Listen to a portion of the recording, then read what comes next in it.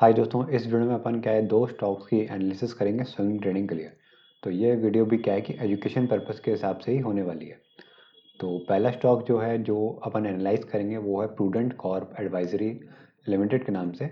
और time frame जो currently अपन को दिख रहा है वो डेली का दिख रहा है। तो इस टाइम फ्रेम को पहले अपन डेली से क्या है कि मंथली टाइम फ्रेम पे करेंगे, क्योंकि अपन इसका क्या है कि ट्रेंड जो इसका चल रहा है वो एक बार हायर टाइम फ्रेम पे अपन चेक करेंगे कि इस कंपनी का ट्रेंड क्या है। तो आप जैसे कि अभी स्क्रीन पे यहाँ पे देख सकते हैं कि कंपनी क्या है कि कंटिन्यूअस अप ट्रेंड में है। तो मंथली टाइम फ्रेम में ये वाला स्टॉक अपन को अप ट्रेंड में दिखाई दे रहा है। तो एंट्री अपन कहाँ लेंगे, तो सपोर्ट लेवल के पास अपन एंट्री लेंगे। तो वो एंट्री लेवल चेक करने के लिए अपन क्या है कि अपन इसको टाइम फ्रेम को अब डेली कर देंगे। तो डेली टाइम फ्रेम पे भी आप देखेंगे कि ये स्टॉक जो है कि आपको कंटिन्यूस अप ट्रेंड में दिखाई दे रहा है। और रिसेंटली क्या है कि ये स्टॉक क्या है कि काफ़ी इसने अपना जो हाई है वो ऑल टाइम हाई बनाया था। ऑल टाइम हाई बनाने के बाद ये स्टॉक नीचे आया है और अब क्या है कि एक ही रेंज में ये स्टॉक क्या है कि चल रहा है। और इसी रेंज के पास ये स्टॉक क्या है कि सपोर्ट अपन को दिखाई दे रहा है कि यहाँ पे ये जो एरिया है स्टॉक का ये सपोर्ट एरिया है। मैं एक बार आपको जूम करके दिखा देता हूँ। तो दोस्तों ये वाला जो एरिया है स्टॉक का ये अपना एक सपोर्ट एरिया है।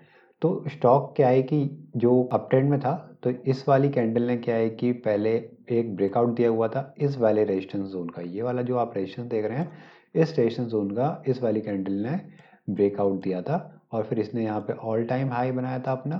फिर ऑल टाइम हाई बनाने के बाद क्या है कि ये स्टॉक नीचे आया था और नीचे आने के बाद ये स्टॉक एक ही रेंज में कंसोलिडेट करता हुआ दिखाई दे रहा था। और यहाँ पे क्या है कि ये एक सपोर्ट अपन को बनता हुआ दिखाई दे रहा है और यहाँ पे अपन को एक अच्छी कैंडल बनती हुई दिखाई दे रही है। और नीचे आप वॉल्यूम भी चेक करेंगे तो वॉल्यूम भी इस कैंडल के काफ़ी अच्छे हैं। तो अपनी एंट्री दोस्तों वो इसी प्राइस के पास हो सकती है।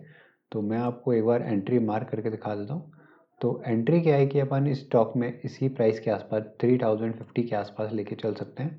और स्टॉप लॉस दोस्तों जो अपन रखेंगे वो अपन क्या है कि ये जो अपना जो सपोर्ट एरिया है ना, ये वाला जो सपोर्ट एरिया है इसके लो के नीचे अपन अपना क्या है कि सपोर्ट रखेंगे। तो इसके थोड़ा सा नीचे अपना सपोर्ट कितना हो जाएगा, तो 2800 के आसपास क्या है कि अपना यहाँ पे जो 2800 का जो लेवल है वो अपना स्टॉप लॉस वाला लेवल निकल के आ जाएगा। और अपन टारगेट की बात करेंगे तो यहाँ पे क्या है कि अपनी कितने अपन 3050 के लेवल पे अगर एंट्री लेते हैं तो और अपना जो स्टॉप लॉस अगर होता है, अगर अपना स्टॉप लॉस अपन 2800 का लेके चल रहे हैं तो अपना यहाँ पे 250 पॉइंट्स का स्टॉप लॉस है। तो अपन क्या है कि एटलीस्ट 1:2 का तो हमेशा अपना टारगेट अपन लेके चलते हैं। तो यहाँ पे अपना 500 पॉइंट्स का अपना टारगेट हो जाएगा। तो 350 में अपन 500 ऐड करेंगे तो अपना 3450 रुपीज़ का जो लेवल है वो अपन टारगेट कंसिडर करके चल सकते हैं। तो यहाँ पे जो अपना टारगेट हो सकता है वो अपन इसको एक्सपेंड करेंगे। तो यहाँ पे 3000 सॉरी ये अपना टारगेट हो जाएगा 3550। यहाँ पे मैंने आपको गलत थोड़ा सा मेंशन हो गया है, ये हो जाएगा 3550। तो ये वाला जो लेवल है यहाँ पे अपना टारगेट हो सकता है। और ये वाला जो लेवल है यहाँ पे अपना स्टॉप लॉस है इसके थोड़ा सा नीचे। और यहाँ पे अपनी क्या है कि एंट्री हो सकती है। तो यहाँ पे मैंने क्यों स्टॉक को सिलेक्ट किया है, इसके क्या लेवल्स हैं, ये सारी डिटेल्स मैंने आपको बता दी हैं। तो चलिए अब अपन अपना सेकंड स्टॉक देख लेते हैं। सेकंड स्टॉक की बात करी जाए तो सेकंड स्टॉक अपना है राघव प्रोडक्टिविटी लिमिटेड। और यहाँ पे जो स्टॉक का सिंबल है वो है RPEL। टाइम फ्रेम अपन ने क्या है कि डेली का कंसिडर किया हुआ है। तो इस स्टॉक को क्या है कि लिस्ट हुए हुए ज़्यादा टाइम नहीं हुआ है। अगस्त के महीने में क्या है कि ये स्टॉक लिस्ट हुआ था। और अगस्त में क्या है कि ये थोड़ा एक रेंज बाउंड में था। फिर उसके बाद ये थोड़ा ऊपर गया, फिर यहाँ पे इसने फिर कंसोलिडेट किया है।